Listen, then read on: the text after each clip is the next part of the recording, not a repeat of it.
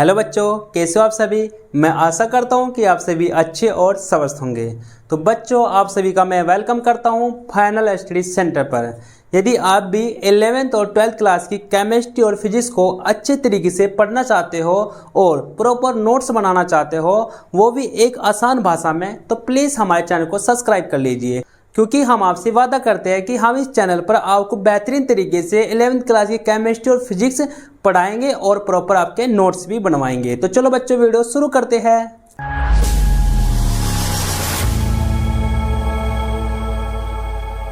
तो बच्चों, हमारा 11th क्लास की केमिस्ट्री का परमाणु की संरचना नामक चैप्टर चल रहा था। ये जो क्लास है, इस चैप्टर की दूसरी क्लास है। एक क्लास हम इस चैनल पर पहले ही अपलोड कर चुके हैं, आप उसे प्लेलिस्ट में जाकर देख सकते हो। तो चलो बच्चों, आज की वीडियो शुरू करते हैं। तो बच्चों, आज की क्लास में हम डिस्कस करेंगे इलेक्ट्रॉन की खोज, कि इलेक्ट्रॉन की खोज कैसे हुई है। तो आज की जो हमारी क्लास का टॉपिक रहेगा वो रहेगा इलेक्ट्रॉन की खोज। ठीक है बच्चों, इससे पहली क्लास में हमने ये समझा था कि हमारा परमाणु क्या होता है और परमाणु के अंदर क्या क्या होता है।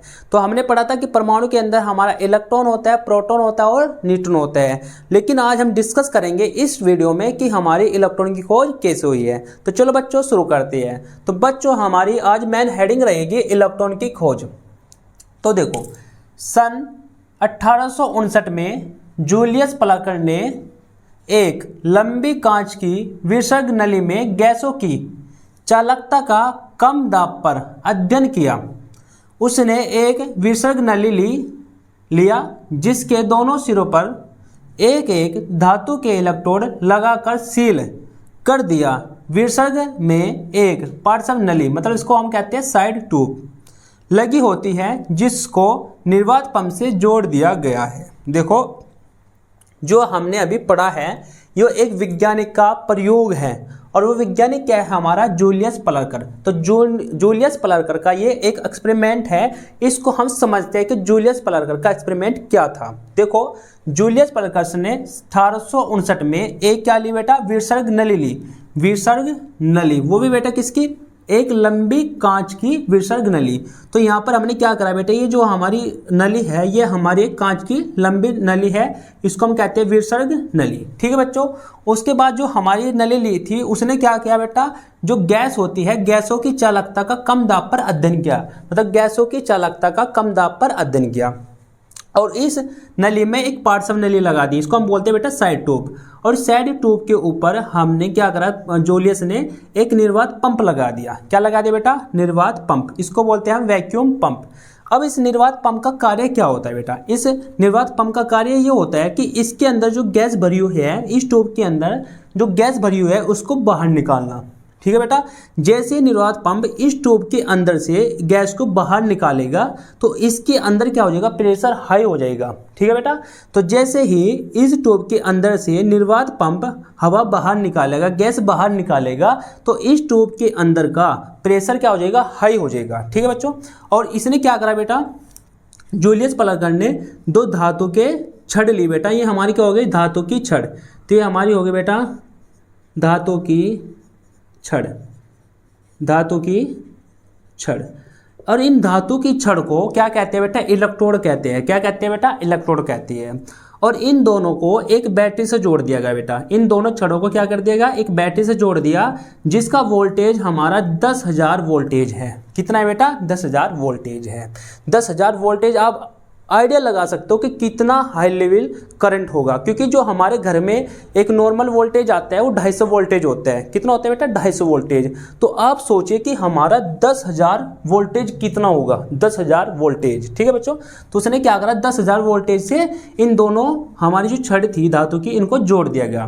देखो, एक को जोड़ दिया गया बेटा माइनस से, और इन माइनस वालों को हम क्या कहते हैं, कैथोड कहते हैं। और इसको एक को जोड़ दिया गया बेटा प्लस से, इसको हम प्लस को कहते हैं बेटा एनोड। ठीक है, प्लस वाली धातु की छड़ को हम क्या कहेंगे, एनोड कहेंगे, और माइनस वाली छड़ को हम क्या कहेंगे बेटा, कैथोड कहेंगे। ठीक है, अब देखो, अब ये तो इसने क्या किया, एक यंत्र बनाया, मतलब प्रयोग करने का।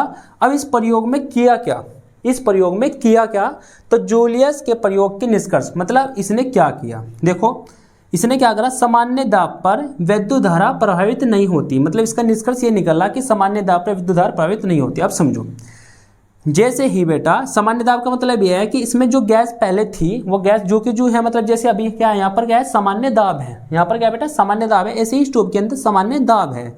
लेकिन जब इसने सामान्य दाब पर यहाँ से करंट छोड़ा, तो यहाँ से क्या करा बेटा करंट छोड़ा, तो क्या हुआ इसमें कोई वैद्युत धारा नहीं प्रवाहित हुई, मतलब वैद्युत धारा नहीं बही। ठीक है बच्चों। फिर उसके बाद जब दाब को 10⁻⁻2 एटीएम कम किया जाता है तो रंगीन प्रकाश उत्पन्न होता है बेटा। देखो बेटा इसके अंदर का जो प्रेशर है, मतलब इसके अंदर जो हवा है उसको थोड़ा बाहर निकाला जाता है, मतलब इसके अंदर प्रेशर केट किया जाता है। देखो इस ट्यूब में से यदि हवा हम बाहर निकाल दें, इस वाली ट्यूब में से यदि हम हवा बाहर निकाल दें तो इसके अंदर प्रेशर हाई हो जाएगा। यदि इसके अंदर से हम क्या करें हवा बाहर निकाल दें तो इसके अंदर क्या हो जाएगा बेटा प्रेशर हाई हो जाएगा। तो निर्वात पंप ने क्या करा, इसमें से हवा बाहर निकाल दी और इसका प्रेशर कितना कर दिया बेटा, इसका प्रेशर कर दिया 10⁻⁻2 एटीएम। तो जैसे ही इसका प्रेशर 10⁻⁻2 एटीएम हुआ तो इसमें क्या हुआ बेटा, इस ट्यूब के अंदर रंगीन प्रकाश उत्पन्न हो गया। क्या बेटा रंगीन प्रकाश उत्पन्न हो गया। फिर क्या किया जूलियस प्लाकर ने क्या किया बेटा, इस ट्यूब के अंदर का 10⁻⁴ एटीएम दाब कम किया, इसका फिर प्रेशर और कम कर दिया। पहले क्या किया सामान्य दाब पर देगा, फिर उसका प्रेशर कितना कर दिया 10⁻⁻2 कर दिया, 2 एटीएम कर दिया, और उसके बाद क्या करा इसका प्रेशर और कम कर दिया, कितना 10⁻⁴ एटीएम। जैसे ही इसका 10⁻⁴ एटीएम दाब कम हुआ तो फिर क्या हुआ, जो इसमें प्रकाश हमारा दिखाई दे रहा था तो मतलब प्रकाश का उत्सर्जन बंद हो जाता है, मतलब जो इसमें प्रकाश हमारा रंगीन प्रकाश ये वाला दिखाई दे रहा था यो हमारा दिखाई देना बंद हो गया, मतलब प्रकाश का उत्सर्जन बंद हो गया। इसके अंदर जो प्रकाश दिखाई दे रहा था वो दिखाई देना बंद हो गया जब इसका दाब कितना किया गया बेटा 10⁻⁴ एटीएम किया गया। ठीक है बेटा, तो ये हमारा था जूलियस प्लाकर का प्रयोग। लेकिन एक बात आपको ध्यान रखनी है, जैसे ही प्रकाश इसमें दिखाई देना बंद हुआ तो क्या हुआ बेटा, एनोड की तरफ मतलब प्लस की तरफ हरे रंग की चमक होती है, मतलब यहाँ पर क्या हुआ बेटा चमक उत्पन्न हो गई। क्या हो गया, चमक उत्पन्न हो गई, मतलब इसके अंदर तो रंगीन प्रकाश दिखाई देना बंद हो गया, लेकिन एनोड की साइड क्या हो गया बेटा, चमक उत्पन्न हो गई। एनोड की साइड चमक उत्पन्न हो गई। देखो अब इसको समझते हैं कि यहाँ पर चमक उत्पन्न क्यों हुई है, मतलब प्लस की साइड चमक उत्पन्न क्यों हुई है। अब कोई ना कोई किरण यहाँ से निकली होगी बेटा, और यहाँ से निकलने के बाद यहाँ पर टकराई होगी।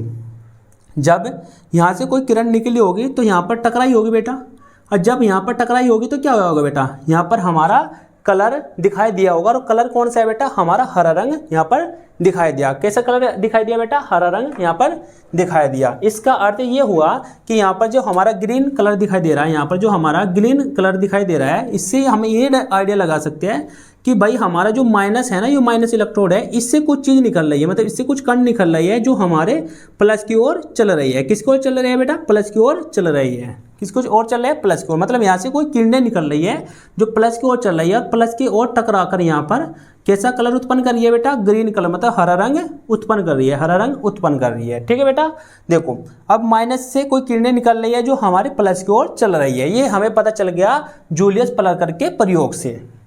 अब देखो जो ये किरणें हैं बेटा, जो हमारी ये वाली किरणें हमारी जो इधर जा रही है, ये किरणें हैं, इन किरणों को कैथोड किरणें कहा गया। मतलब जो हमारी किरणें हैं इन किरणों को क्या कहा गया, कैथोड किरणें। इन किरणों को क्या कहा गया बेटा, इन किरणों को कैथोड किरणें कहा गया, जो हमारी माइनस से निकलकर किधर जा रही है बेटा, प्लस की ओर जा रही है। इन किरणों का अध्ययन जे थॉमसन ने किया, मतलब जो ये किरणें हैं बेटा इनका अध्ययन किसने किया, जे थॉमसन ने किया कि इनके गुण क्या होंगे, इन किरणों के गुण क्या होंगे, इसका अध्ययन जे थॉमसन ने किया। जे थॉमसन एक वैज्ञानिक है। ठीक है बेटा, अब हम समझ लेते हैं कैथोड किरणों के गुण। अब हमारी हेडिंग है कैथोड किरणों के गुण। अब देखो सबसे पहला गुण देख लेते हैं कि गुण क्या है। सबसे पहला गुण है कि सरल रेखा में गमन करती है, मतलब जो हमारी ये किरणें हैं ये बेटा सीधी रेखा में चलती है। कैसे चलती है बेटा, सीधी रेखा में चलती है। दूसरा, इनकी प्रकृति ऋणात्मक होती है, मतलब इनकी प्रकृति माइनस वाली होती है। देखो भैया जब ये माइनस से उत्पन्न हो रही है, जब ये माइनस से उत्पन्न हो रही है तो इनकी प्रकृति में कैसे होगी, माइनस होगी। आप ये समझो, देखो जो हमारा आम का पेड़ होता है उस पर आम ही लगेगा, अमरूद थोड़ी लगेगा।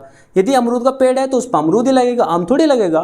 तो जब यहाँ पर माइनस है तो यहाँ से क्या निकलेगी बेटा, माइनस की ही किरणें निकलेगी। जब माइनस की किरणें निकलेगी तो इनकी प्रकृति भी क्या होगी, माइनस की होगी मतलब ऋणात्मक होगी। उसके बाद देख लेते हैं बेटा, ये छोटे छोटे कणों से मिलकर बनी होती है। मतलब जो किरणें हमारी हैं ये छोटे छोटे कणों से मिलकर बनी होती है। ये हमारी जो किरणें निकली है बेटा ये हमारी छोटे छोटे कणों से मिलकर बनी होती है। ठीक है बेटा, ये बात हमें पता चल गया। ये उसमें प्रभाव उत्पन्न करती है, मतलब ये क्या करती है बेटा, हीट उत्पन्न करती है। अब हीट का पता कैसे लगा, देखो जैसे ही प्रयोग इसने किया, इस सेंट जूलियस ने प्रयोग किया, तो यहाँ जैसे ही टकरा रही थी बेटा, यहाँ पर टकरा रही थी तो यहाँ तो क्या हो गया था, हीट उत्पन्न हो गई थी। मतलब यहाँ से इस वाली साइड से गर्म हो गया था। क्या हो गया था बेटा, गर्म हो गया था। तो जब यहाँ से गर्म हुआ तो हमें पता चला कि ये क्या कर रही है बेटा, उसमें प्रभाव उत्पन्न कर रही है, मतलब हीट उत्पन्न कर रही है। उसके बाद ये एक्स किरणें, मतलब ये एक्स किरणों को उत्पन्न करती है। ये क्या करती है बेटा, एक्स किरणों को उत्पन्न करती है, जिनसे हमारा क्या होता है, बॉडी का एक्सरे होता है। जब हमारी बांह टूट जाती है, कोई हड्डी टूट जाती है, उसका एक्सरे किसके द्वारा किया जाता है, एक्स किरणों के द्वारा किया जाता है। और उन एक्स किरणों को किनके द्वारा उत्पन्न किया जाता है बेटा, कैथोड किरणों के द्वारा उत्पन्न किया जाता है। अब हम देख लेते हैं हमारा निष्कर्ष क्या निकला है।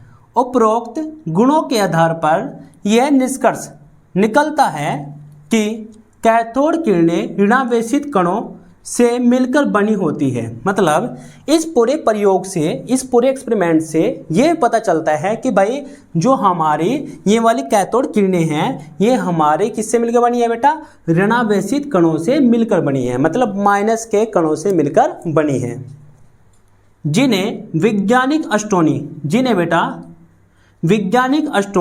ने इलेक्ट्रॉन कहा। मतलब जो ये छोटे छोटे कण हैं इन किरणों के, इनको वैज्ञानिक अस्ट्रोनी ने क्या कहा बेटा, इलेक्ट्रॉन कहा। कि जो हमारी कैथोड किरणें के छोटे छोटे कण हैं ये क्या है, हमारे इलेक्ट्रॉन हैं। ये बात किसने कही, ये बात कही वैज्ञानिक अस्ट्रोनी ने। ठीक है, लेकिन इलेक्ट्रॉन की खोज का श्रेय जे थॉमसन को जाता है। लेकिन जो इलेक्ट्रॉन की खोज का श्रेय है वो किसको जाता है बेटा, जे थॉमसन को जाता है। यदि आपसे कोई पूछ लिया जाए कि आपसे ये पूछ ले कि भाई इलेक्ट्रॉन की खोज किसने की, तो आपका आंसर रहेगा जे थॉमसन। किसका क्या आंसर रहेगा, जे थॉमसन। लेकिन आपसे ये पूछ लिया जाए कि इन जो कैथोड किरणें हैं उनके जो छोटे छोटे कण हैं उनका नाम इलेक्ट्रॉन किसने रखा, तो आपका आंसर होगा बेटा अस्ट्रोनी। आपका आंसर क्या होगा, अस्ट्रोनी। ठीक है बच्चों, तो बच्चों आप अभी इसका स्क्रीनशॉट ले लो।